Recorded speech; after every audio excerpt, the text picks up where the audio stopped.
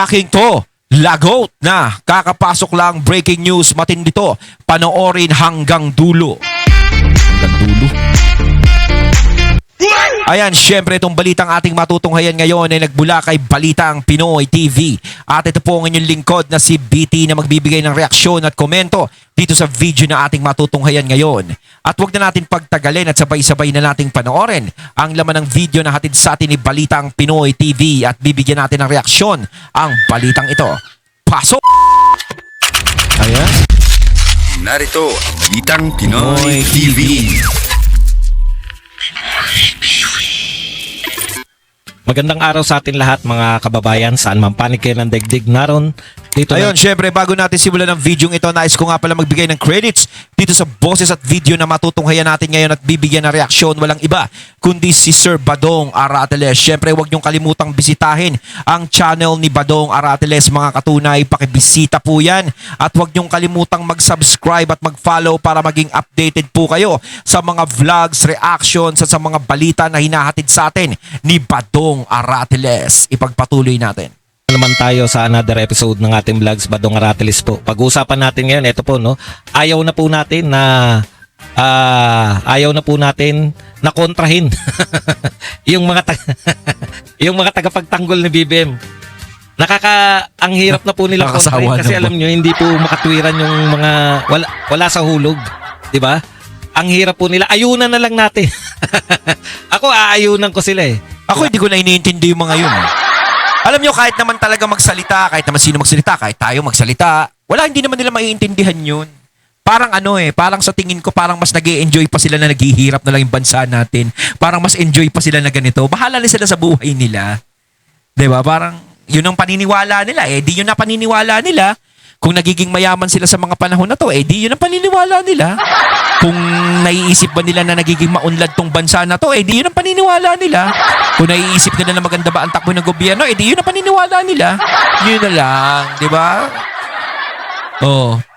Mahirap silang kontrahin. Di ba? Kasi pag kinontra pa sila, parang tayo lang din maiinis eh. Siyempre, wag na natin silang himukin kung ayaw nilang maniwala sa Kumbaga, may kanya-kanya naman tayong paniniwala, may kanya-kanya tayong sinusuportahan. Bahala sila sa buhay nila. Oo. Aayunan ko sila pero sasabihin ko po na delikado kung ganyan ang uri ng ating Pangulo. Napakabait daw ni Marcos. Ano ba sinasabi ngayon ng mga tagapagtanggol? Hindi po magnanakaw si Marcos, hindi niya magagawang magnakaw dahil napakabait ni Marcos. May mga gumagamit lang sa kanya o nasasamantala lang yung kanyang kalagayan. Hindi adik si Marcos, no? Naninira lang, sinisiraan lang ng kapatid yung kanyang kapatid dahil lang si Aimee ay may ambisyong politikal kaya sinisiraan niya yung si BBM. Alam nyo yung ambisyong politikal na yan yung sinasabi na kay Senator Aimee, kaya naninira si Senator Aimee sa ambisyong politikal, parang napaka-imposible dun sa lagay na yun eh. Napaka-imposible dun sa lagay na yun. Alam nyo kung bakit? Sa totoo lang pwede namang si Senator Aimee ang tumakbong presidente. Si VP Sara ang vice president. Unang-una, magkaibigan yung dalawa. Kaya lang naman nagkakilala si BBM tsaka si VP Sara dahil kay Senator Aimee. Ako dati, kala ko magkakilala na si BBM tsaka si VP Sara pero hindi pala. Kay Senator Aimee pala yun. Diba? Pwede namang ganun kung may ambisyong politika na talagang gusto niya maging presidente. Diba? Kayang-kayang dalhin ng mga Duterte si Senator Aimee. Kasundo pa ni Senator Aimee si PRRD. Di ba? Pero hindi. Yung nangyari is, utol. Tulungan kita para magkaroon ka ng vice president. Di ba? Lumapit sila kay BP Sara para maging malakas sila. Ito naman si Gadon, sinasabi ni Gadon, dahil daw sa mga loyalista kaya nanalo si BP Sara. Eto Gadon. Eto. Huwag ka munang magsalita. Alam namin, pinapalakas mo lang yung loob ng mga taong pinagtatanggol mo. Diba? Pinapalakas mo lang na loob, binibigyan mo lang ng fighting spirit. hintayin muna nating mag 2028. Dapat isa ka sa mga tumutol dyan sa impeachment ni VP Sara. Tumutol ka. Doon mo ipakita yung, Mama! Huwag niyo i-impeach si Sara Duterte. Dahil gusto ko maging pantay ang laban. Tignan natin, pag wala na ang administrasyon, kung wala ang mga suporta ng loyalista kay Sara Duterte, tignan natin kung mananalo. Dapat ganun ang maging ano mo. Sasabihin mo. Di ba? Kontrahin mo yung impeachment ni VP Sara. At tsaka ka magagaganyan. Saka natin alamin kung talagang si VP Sara ay nanalo lang dahil sa supporter ng mga Marcos. Diba? Doon natin malaman. Kasi once na ma-impeach si VP Sara, hindi na natin makikita yung sinasabi mo kung totoo. Dapat lahat ng tumitira kay VP Sara, dapat pagtitirahin ni Gadon. Tigilan niyo yan dahil gusto nating malaman, gusto nating ipamukha sa mga DDS na nanalo lang yan si Sara Duterte dahil kay Bongbong. Ganon. Dapat ganon. Diba? Tirahin mo yan. Yung mga yan, bumibiri, sa kongreso, magwala ka dun. Tigilan nyo mga Duterte. Alamin natin kung sino talaga mananalo sa 2028. Ganun yun. Kahit nga sabihin natin na magre-elect uli si PBBM. Halimbawa, si PBBM tumakbo uli sa 2028. O payagan. O sige, payagan nyo din si PBBM. Maglaban sila ni Sara Duterte para magkaalaman na. O tanggalin na nila sila Ontiveros. Di naman importante. Tatakbo do presidente yan. Wala namang bilang yan. O tanggalin na si Tulfo. Panabla. Parang panggulo lang yung mga yun eh. O talagang yung one-on-one lang talaga. Para magkaalaman na. Diba? Hindi ba mas kaya maha-high blood ka lang eh. Maha-high blood ka lang kung sila po ay kokontrahin mo. Kaya Oo. ngayon, Totoo yan. ang gagawin ko po, aayunan ko na sila. Oo. Ako tahimik lang. Kasi pag kinontra mo sila, pucha, mapupunta ka na. Sige, ayunan natin. Aayunan natin. Yan po ang papag-usapan natin. Pero bago yan, kung bago ka pa lang dito sa ating channel, mag-subscribe ka na. Dahil ito lang ang tayong Ayan, channel na may subscribe kinikilingan, kayo. may pinapanigan, Sir, Badong una sa Aragones balita, huli sa impormasyon. Kaya ano pang hinihintay nyo? Pindot na. Okay. Tuwan-tuwa po yung mga loyalista na nagpo-post, no? May mga nagpo-post pa rin ngayon. O sige. Kahit ano pang mangyari, bukas president pa rin si BBM. Yun. Sinasabi pa kung anong araw eh. Bukas, Miyerkules. Nakita ko kahapon. Miyerkules bukas, presidente pa rin si BBM. Totoo naman presidente pa rin yan eh. Ako sa totoo lang mga katunay ha. No. Ako hindi ako umaasa na bababa yan. Hindi ako umaasa na aalis yan gaya ng paulit-ulit kong sinasabi. Kahit gustuhin niyang bumaba, kahit gustuhin niyang umalis, pero yung mga kasama niyan hindi papayag yun. Kita niyo nga ang daming kumukontra o tignan niyo yung Facebook. Diba yung may mga kasama yan na, bakit gusto niyong pababain ng Pangulo? Dahil gusto niyo ipalit si Sara Duterte. Meron pa nga si Trililing. Di ba? Sabi niya ang comment ni Trililing, na kung papalitan ang Pangulo, kung bababa ang Pangulo, ang dapat ipalit si Tito Sen. Kaysa kay Sara Duterte. Tapos si Claire Castro, sabi niya, gusto niyong pumalit yung Vice President pag bumaba ang Pangulo. Ang gusto niyong pumalit yung anak ng korap. Diba? Ayaw nila. Diba? Hindi papayag yung mga yun. Kahit sabihin natin kahit ayaw na ni BBM, talagang hahatakin siya pabalik ng Malacanang ng mga yan. Haharangin yan. Baka nga, mamaya, huwag naman humantong, mamaya, itali pa yan. Diba? Huwag kang alis dyan ka lang. Walang magre-resign. Kahit galit na sila sa atin, walang magre-resign. Walang aalis. Kung kinakailangan, for life na. Yan eh. Lalo na yung mga nasa kamera, naku. Hindi papayag yan. Ayunan na lang. Ano ba ikokontra nyo ron? Diba? Tama naman sila. Kaya lang po, eto na lang, no? Kung masaya na kayo na yan lang yung pagmamalaki nyo na bukas, presidente pa rin si BBM, ay napakapalad ninyo. Kasi po, nung kami po ay taga-sunod o kami po ay tagahanga at kami po ay follower, taga-sunod ng dating Pangulo, tanungin nyo kami bakit proud kami. No, bakit proud kami na sinusuportahan namin si Tatay Digong despite na sa lahat ng paninira. Ano lang naman yung paninira kay Tatay Digong? Ang paninira lang naman kay Tatay Digong ay nag-conduct siya ng war on drugs. Yun lang yung Kahit naging bala saan sa po kanya. namin balibalik ta rin nyo man yung ginawa ni Tatay Digong, proud kami na nag-conduct siya ng war on drugs. Yun po yung Yes. pagkakaiba natin. Kayo, proud na kayo na nagsusurvive si BBM. Kami po, proud kami dahil sa mga ginawa ni Tatay Digong. Proud na proud ako. Alam po ninyo, ramdam na ramdam ko. Yung una po akong tumawid, no? Yung unang daan ko po. Actually, nag-viral po yung live ko na yun. Unang daan ko po sa Skyway. Proud na proud po ako na meron tayong Pangulong nakagawa nun. Kasi, naranasan ko po yan eh. Ang tagal ko po nagkolehiyo from 1988. Supposedly, ako po ay gagraduate ng 1992. Graduate po ako 1995. Napakatagal ko nagkolehiyo sa isang universidad. Puwera pa yung isang college na inatinan ko. So, 1987. 1987 to 1995. Ganun po ako katagal. Lahat po yan, dinadaanan ko po yung baba, yung paglabas po ng NLEX. Dadaan ka sa Bonifacio. Traffic na po yan. Tapos dumaan ka sa taas. First time mong dumaan dun sa taas ng traffic. Walang ka-traffic-traffic. Proud na proud. Hindi, totoo naman talaga na marami talagang nagawa si PRRD dito. 'Di ba? Hindi pa nga talaga lahat-lahat eh. Dahil nga 'di ba nagkaroon ng pandemic. Pero para sa akin naman, syempre 'yun ang pinupuri ni Sir Badong na talaga kay PRRD. Pero malamang ko isa din to sa pinupuri nila. Para sa akin, yung lagi kong pinupuri kay PRRD, yung pandemic. Doon talaga sinubukan yung tatag ng isang pangulo at kung paano tayo hahawakan ng isang pangulo, ng isang leader, kung paano niya patatakbuhin ng bansa at iingatan yung taong bayan.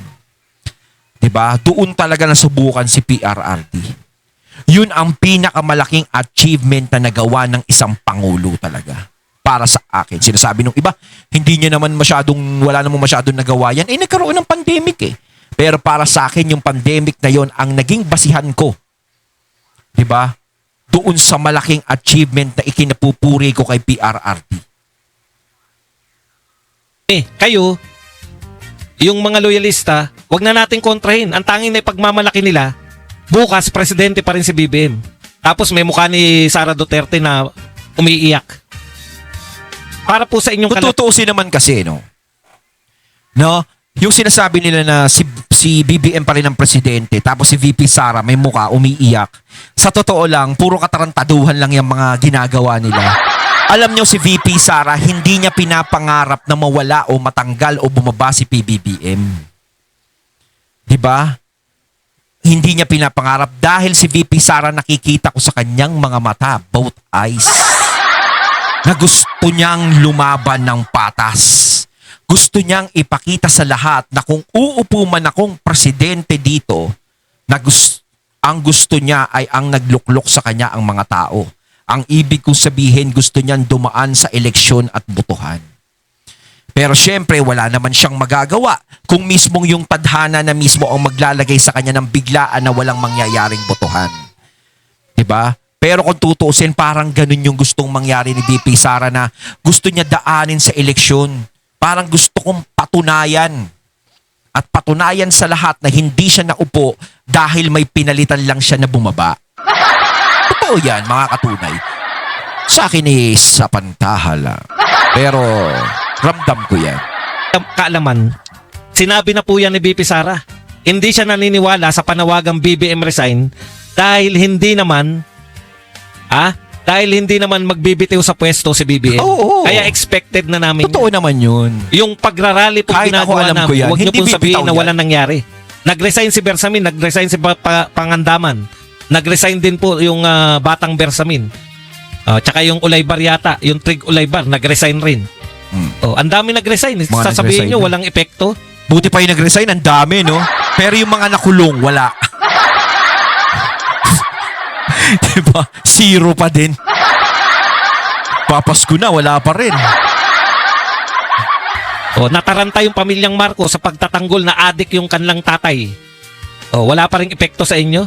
Sabagay, kung napakababa na ng alam niyo yun, yung batayan po nila ng pagiging proud kay BBM ay for survival lang.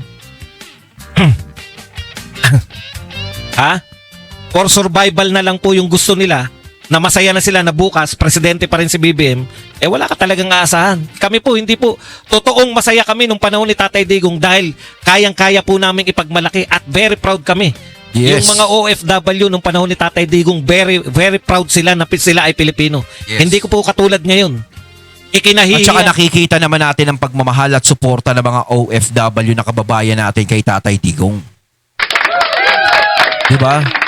Totoo ba yan, mga katunay kong OFW dito? Diba? Nakikita ko. Napakaraming OFW. Doon pa lang sa Dahig, nung dinala si PRRD, napakaraming Pilipino ang nagkakaisa sa iba't ibang bansa. Diba? Doon pinakita ng lahat kung gaano nila kamahal si PRRD. ng 99% ng mga OFW ang presidente ng Pilipinas. Yung iba kaya, pag nakulong, ganyan kaya mangyari. Yung gaya kay PRRD na suportahan sila, pumunta yung mga tao doon, bantayan siya. Mangyari kaya sa kanila yun? Kayo mga katunay, tingin nyo. Meron natitirang 1%, yun yung proud pa rin. Bakit proud? Kasi bukas presidente pa rin si BBM. Yun? Yan lang po. Yan lang po kung bakit kayo Presidente pa proud. rin. Oo. Kahit ako, hindi ako naniniwalang bababayan. Hindi bababayan. Isa-isahin po natin to ha. Armed Forces of the Philippines investigating whether foreign groups may be bankrolling recent anti-government protest actions, including rallies urging the military to withdraw support for President Ferdinand Marcos Jr. Alam mo, nakakatawa tong AFP. Ang dami na po nag-iimbestiga. Pati ba naman kayo, investigador na rin? Hindi nyo po problema kung saan po kumukuha ng pondo yung mga rallyista. Ang problemahin ninyo, paano nyo po protektahan yung mga rallyista mula po sa mga nanggugulo? O, kita nyo naman po. Ngayon, tignan nyo. Rally po to ng Iglesia ni Cristo at ng mga pro-Duterte. Meron po bang mga nambato? Meron po ba nanakit ng pulis? Meron po bang Tahimik nanunod lang. ng mga bus? O, naihiwalay nyo po. Pag rally po ng mga Dilawan at mga Makabayan Black, dyan po may mga nanggugulo. Takanta-taka nga ako sa inyo eh. Rally ng mga Kahit naman dati, gugulo talaga niya. Duterte, rally ng mga iglesia, narong kayo, may mga baril yung pulis.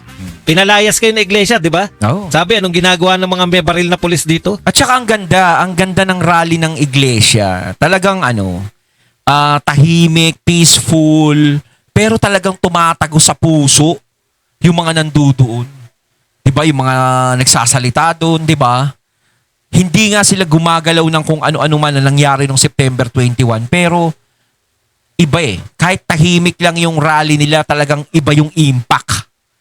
'Di ba? Tsaka yung dami talaga ng tao. Hindi katulad ng September 21, yung rally parang trip-trip lang eh. Kaya meron pa ng gulo eh. 'Di ba? Ang dami pang nanira.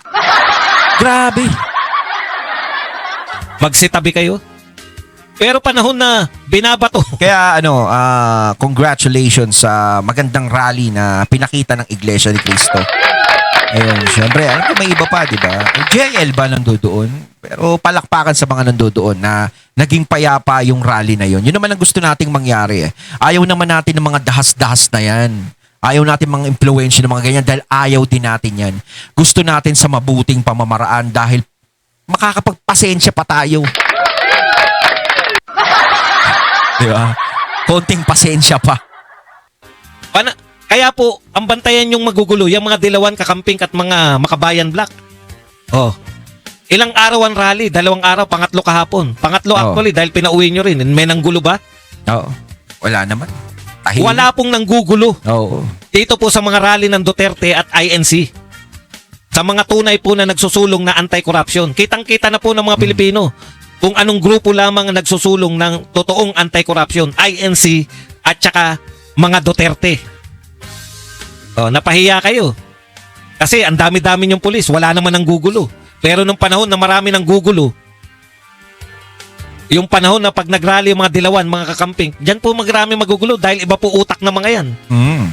Yung mga Duterte at INC, nagrarally po kami, gusto po namin tumino ang Pilipinas.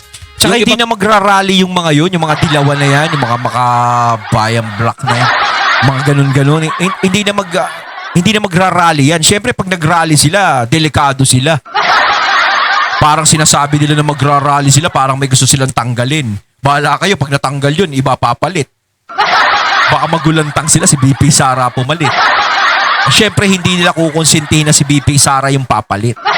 Kaya hindi sila makikisama sa rally ng mga Duterte at saka ng Iglesia ni Cristo. 'Di ba? Pang grupo, gusto nila, kaya ng gugulo, gusto nila magulo Pilipinas. Okay. Anong problema ninyo sa rally-rally? Karapatan po ng tao ang mag-rally. Karapatan din ba ng mag-rally yung magkaroon ng pondo? Natural. Pero, antindi nyo. Investigador na rin kayo, AFP. Hindi nyo tungkulin yan. May paalala po si Attorney Rowena Guanzon. Nag-resign na ang lahat at na-appoint na rin ang iba. Kapalit ng mga nag-resign. Pero si General Torre, waiting pa rin sa Gedli. Nakalimutan na. Oo, ano? Ikaw naman, General Torre. Tahimik na si Torre ngayon, ha? Torre, oh. General Torre. Ay, wag niyo po sabihin na mas marami pa ang nagkagusto ng korupsyon. Hindi po totoo yan. Lahat po ng Pilipino ayaw po ng korupsyon. Hindi po totoo na mas marami pa may gusto ng korupsyon. Hindi po kami naniwala dyan. Hindi porkit hindi sumama sa rally ay pro-corruption na. No? Hindi po lahat ng tao ay mahilig mag-rally. Yan po yung ibig natin iparating sa inyo. At marami pong umatin ng rally via internet. Online na po, pati pagra-rally. Kita nyo po, ang daming rally. Lahat po ng mga vlogger doon, ang lalaki po ng mga views lahat. Bakit? Doon na po umaatin yung mga malalayong lugar. Kaya wag nyo po sabihin na hindi po umaatin sa rally. Okay. Torre, nasa Gedli pa rin daw, sabi ni Attorney Rowena Guanzon. Tignan na po natin. Kumakain na ng popcorn. Ito po, marami pong nagsasabi ito po yung linya nila, yung mga nagtatanggol kay BBM, mapakalalakson, mapa mga media. Sobrang bait daw po ni BBM, hindi niya raw kayang magnakaw. 'Di ba? Ganyan eh. Sa sobrang bait na sinasabi nila, baka kunin ni Lord dyan. Lagi nilang binibuild up na mabait. Meron bang pagnanakaw? Meron. Actually, ang nag-expose niya, wag na tayong kumontra. Sige, ayunan na natin sila. Sige na, mabait na. Aayon na po ako. Sobrang bait ni BBM. Kaya hindi Kumbaga parang gawan niya na ng rebulto. Bait pala. po niya kayang magnakaw. Aayon na po ako. Si BBM ay hindi adik. Aayon na rin ako. Sige. Madali naman siguro kung hindi ka naman adik. Bakit mo i-resist yung hair follicle test? Para po, kasi Mr. President, majority ng Pilipino naniniwala na adik kayo. Kapatid nyo yung nagsabi, hindi naman kami. Kasi Pag mga Duterte supporters kapatid po ang kasi yun nagsabi na adik kayo, maaaring hindi kayo maniwala. Sabi ni Aimee, pati kayo. kasi mabigat sa isang kapatid yun na sabihin, ibulgar ka ng ganun. Mabigat yun sa desisyon ni Senat. Lalo na si Senator Aimee ang nagsilbing ama't ina nung nawala si Apo Lakay. Diba? Kung siya yung nagsilbing ama't ina, kayang-kaya niya kontrolin yan si BBM. Kayang-kaya niyang sabihin na huwag kang tumakbo, ako ang tatakbong presidente. Ako ang pinakamatanda sa atin. Dapat ganun. Pero hindi. Parang si Senator Aimee nga, kontento na sa pagiging senador eh. Diba? Parang ganun lang eh. Para sa akin kasi, mahirap sa kanya yun. Dahil kapatid niya yan eh. Mahirap kay Senator Aimee yung ginawa niyang yun. Bata pa kayo. Adik na kayo, Mr. President. Kaya doon sa mga nagsasabi na naninira lang Senator Aimee, parang ang parang napaka-awkward naman ng ganun. Naninira ka lang, kapatid mo, sisiraan mo. Hindi, okay lang sana kung silang pamilya lang nakakarinig buong mundo nakarinig Diba? Siyempre yung batik na sinabi ni Senator Aimee, hindi lang naman kay BBM tatama yun. Tatama yun sa kanilang lahat, sa buong pamilya nila. Diba? Mantakin mo sinugal ni Senator Aimee ng ganun. Maniniwala ako kay Senator Aimee kung nagsalita siya ng ganun tapos kinabukasan nagpalit siya ng apelyido. Kaso hindi naman siya nagpapalit ng apelyido eh. Diba? Wala naman siya sinasabi na pagkapalit na ako ng apelyido kaya nasusuklaman ko apelyido na. Wala naman ganun.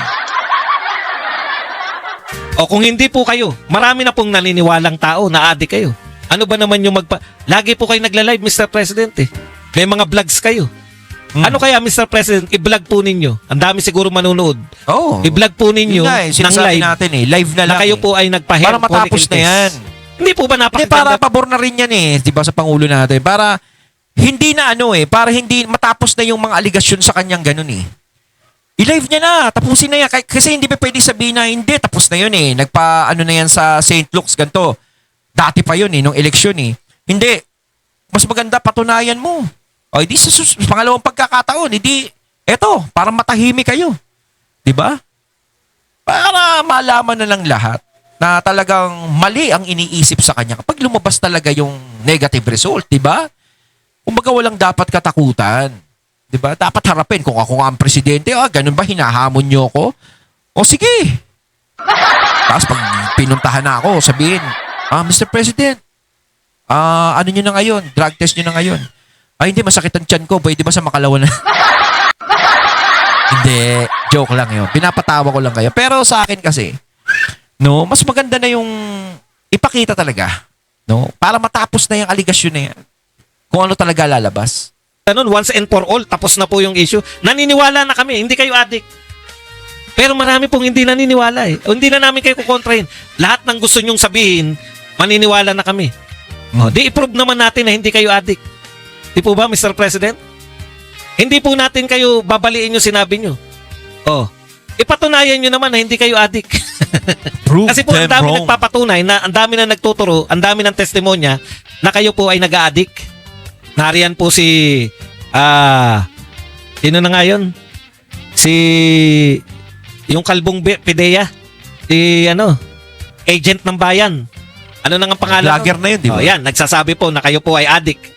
Kasama po kayo ni Maricel Soriano. Nakita nyo ba magsalita si Maricel Soriano? Noong gara, pinanood ko. Nariyan po yung Parang iba na siyang magsalita.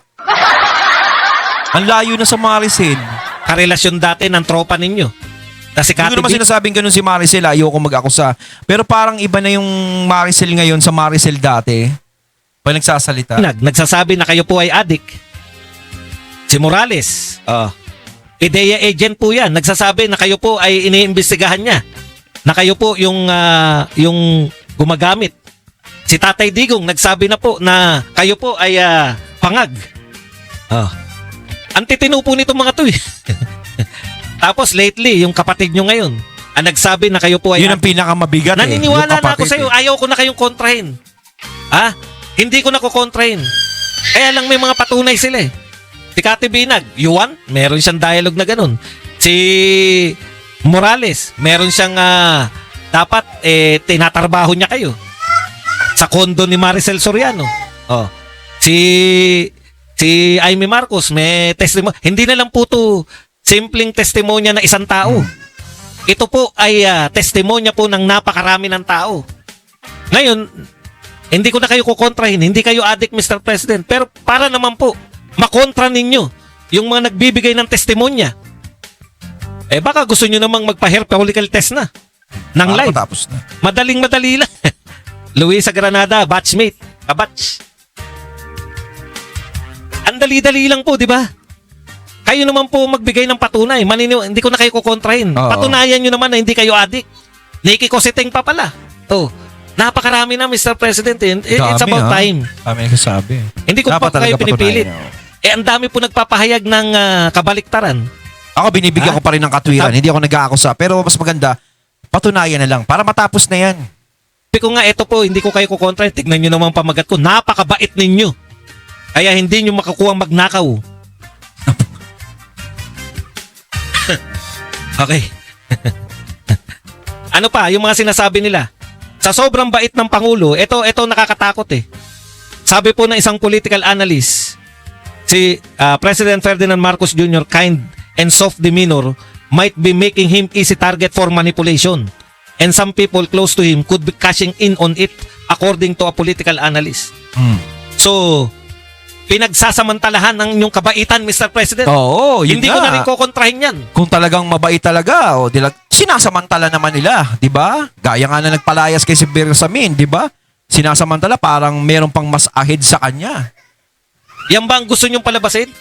Na si Mr. President ay hindi magnanakaw? Kung hindi, si Mr. President ay hindi magnanakaw. Napakabait niya lang. Kaya siya ginagamit. Sabi ni Lacson, ginamit siya ni Olaybar at saka ni Bersamin. Sabi nitong political analyst na to. Ano ba pangalan nitong political analyst na to? Ano yun lang natin ha?